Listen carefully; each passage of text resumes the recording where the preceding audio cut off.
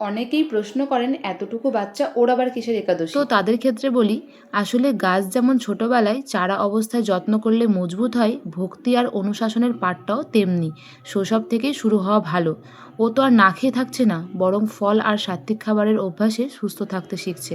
বড় হয়ে ও যেন নিজের শিকড় আর সংস্কৃতিকে ভুলে না যায়, চেষ্টা শুধু সেটুকুই।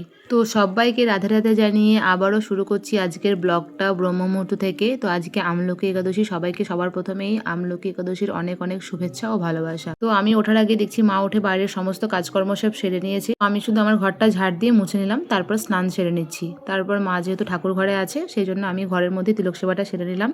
তারপরে এই যে মায়ের পুজো পাঠ সব হয়ে গেছে, তো আমি এখন ঠাকুর ঘরে গিয়ে একটু ভাগবত পাঠ করলাম, একটু আহ্নিক করলাম। তারপরে তুলসী গাছে জল টল সব দেওয়া কমপ্লিট হয়ে গেছে। আর আজকে যেহেতু একাদশী, তো রান্না বান্না কিছু নেই, কারণ আমাদের বাড়ির সকলে একাদশী করে। তো তোমরাও কমেন্টে জানিও যে কারা কারা আজকে আমলকি একাদশী ব্রত পালন করেছো। তারপর আমার সব পুজো পাল কমপ্লিট হয়ে গেছে। তো আমি এখন ঘরে এসে বিছানাপত্র সব গুছিয়ে নিলাম, আর এদিকে মা ভগবানের সেবার জন্য সব জোগাড় করছে। তো তারপরে ভগবানকে স্নান করিয়ে এখন বাইরে মা আরতি কীর্তন করবে, তার সঙ্গে আমিও করবো মায়ের সঙ্গে। তো ভগবানকে ঘরে ভোগ লাগানো হয়েছে, এবার তোমরা ভোগ আরতি দর্শন করো। মা ভোগ আরতি করছে আর আমি এদিকে কীর্তন করছি। তো ঠাকুর ঘরের সমস্ত কাজ কমপ্লিট হয়ে গেছে, এখন আমি প্রসাদ নিয়ে নিচে যাব, তারপরে সবাই মিলে প্রসাদ সেবা করব। তোমাদেরকে প্রথমেই তো বললাম যে আজকে আমাদের রান্নাবান্না নাই, সবাই আমরা একসঙ্গে প্রসাদ সেবা করব।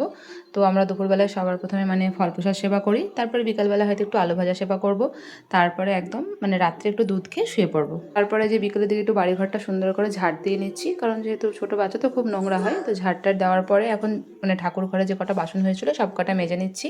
তারপরে যে এখন সন্ধ্যা হয়ে গেছে, মা নিচে সন্ধ্যা দিয়ে চলে গেছে ঠাকুর ঘরে। তো তোমাদের ছোট্ট রাধারানী গেছে মায়ের সঙ্গে, একসঙ্গে দুজন মিলে আরতি কীর্তন করছে। তারপরে মা এখন নিচে গিয়ে ভগবানের জন্য দুধ গরম করে নিয়ে এসে ভগবানকে সেবা দেবে, তারপর ভগবানকে শয়ন দেবে।